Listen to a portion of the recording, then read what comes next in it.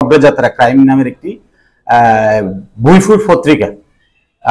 অনেক সময় দেখা যায় যে সাপ্তাহিক পত্রিকা লেখে, অনেক সময় ফেসবুক পেজ থেকে আমি সহ সমাজের অনেক গণ্যমান্য ব্যক্তিবর্গের ব্যাপারে মানহানিকর, মিথ্যা, বানোয়াট, উদ্দেশ্য প্রণোদিতভাবে কিছু কথাবার্তা, কল্প কাহিনী সাজিয়ে তিনি ভিডিও ধারণ করেন এবং মাঝে মাঝে টাকা পয়সাও দাবি করেন। সেখানে আমার বিরুদ্ধে আরখান আর্মির সাথে সংশ্লিষ্টতা বলে কিছু গল্প বানিয়েছেন, যে এই গল্পের সাথে আমার দূরতম কোনো সম্পর্ক নেই।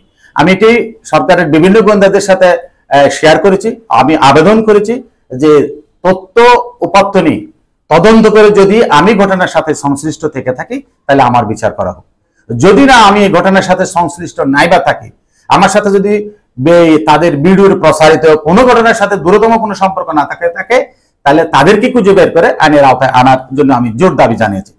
ওনারা ইতিমধ্যে আমি সহ আমার বান্দরবান জেলার অতিরিক্ত জেলা প্রশাসক মহোদয় অস্বীকার করে কোনো জন্য নেই, অত্যন্ত ভালো মানুষ, এবং কক্সবাজার জেলার সম্মানিত বিএনপির সভাপতি মহোদয় শাহজাহান চৌধুরীকে নিয়ে উনি এরকম কল্প কাহিনী করেছেন। এখানে পলিটিক্যালি ওনার বিরুদ্ধে আন্দোলন হয়েছে, মিছিল মিটিং হয়েছে, আমরা হয়তো সেগুলি করিনি। যে কোনো মুহূর্তে এরকম একটি পরিস্থিতি নিয়ে আপনার হতে পারে, এই আইন শৃঙ্খলা পরিস্থিতি অবনতি হতে পারে। আমি বিনয়ের সাথে বলবো, বর্তমান অন্তর্বর্তী সরকারের কাছে যদিও ওনারা মুক্ত চিন্তায় বিশ্বাসী, মুক্ত চিন্তার অর্থ এই নয় যে আপনি আমাকে আহত করবেন অন্যায়ভাবে, সেটারও একটি প্রতিকার থাকা দরকার। এই কারণে আমি অনুরোধ করব যে অগ্রযাত্রা নামে এই ফেসবুক পেজ তদন্তপূর্বক এটা বন্ধ করার ব্যবস্থা করা হোক, এবং উনি যে সমস্ত বক্তব্য উপস্থাপন করেছেন, ভিডিও ধারণ করেছেন, তার সাথে সংশ্লিষ্ট যারা যারা জড়িত তাদেরকে এনে জিজ্ঞাসাবাদ করা হোক। এই ঘটনার সাথে যদি জড়িত থাকে আমি বা আমরা যাদের বিরুদ্ধে, তাদের বিরুদ্ধে আইনানুগ ব্যবস্থা করলে আমার ব্যক্তিগতভাবে আমি বলবো আমার কোনো আপত্তি নেই যদি আমি ঘটনার সাথে জড়িত থাকি। এটা দেশের স্বাধীনতা ও সার্বভৌমত্বের সাথে জড়িত। আমি যদি আরকান আর্মির নেতৃত্ব দিয়ে থাকি, এটি একটি বিশাল একটি অপরাধ বলে আমি মনে করি, যদিও হয়তো বিষয়টা নিয়ে কেউ গায়ে মারতেছে না।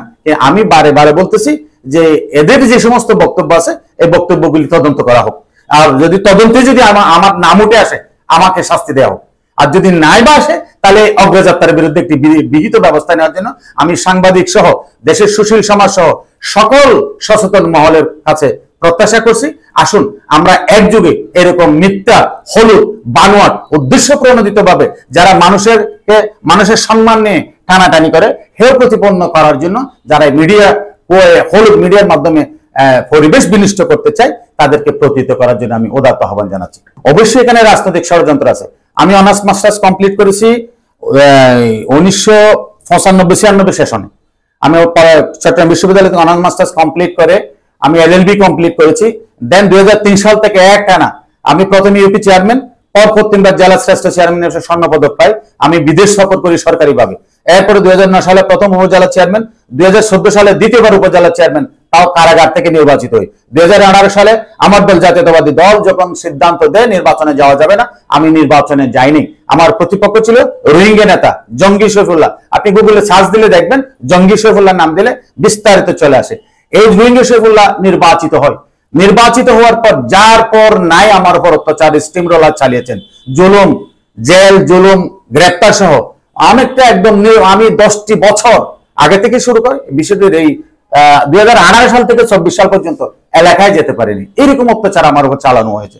দেন তাদের অত্যাচার আর সহ্য করতে না পারে 2024 সালে আমি আবার নির্বাচনের সিদ্ধান্ত নিই। আমি নির্বাচিত হই এবং আমি যেই সাতবার নির্বাচিত সারিবারই আওয়ামী লীগের হেভি প্রার্থী ছিল, আওয়ামী লীগের সভাপতিকে পরাজিত করে আমি নির্বাচিত হয়েছি। দেন 2 মাসের মাথায় সরকার পতন হয়েছে, ফ্যাসিস্ট বিদায় হয়েছে। আমার লেশ মাত্র মুঠেও আমি দুঃখ পাই না যে এত বড় নির্বাচন করার পর আমার শান্তি ওখানে যে ফ্যাসিস্ট এই দেশ থেকে বিদায় হয়েছে। কিন্তু বিদায় হলে কি হবে? যারা এতদিন আমাকে সরকারি এজেন্সি দিয়ে গুম করার চেষ্টা করেছে, প্রশ্রয়ে হত্যা করার চেষ্টা করেছে, তারা নতুন করে এখন আবার সেই হলুদ মিডিয়ার আশ্রয় নিয়েছেন। এখন যেহেতু প্রশাসন তাদের কথা শুনছে না, পুলিশ, ডিবি, আর্মি, র্যাব কথা শুনতেছে না, তখন ওনারা আবার বেছে নিয়েছেন এই হলুদ মিডিয়াকে। আমি এটা জোর প্রতিবাদ জানাই।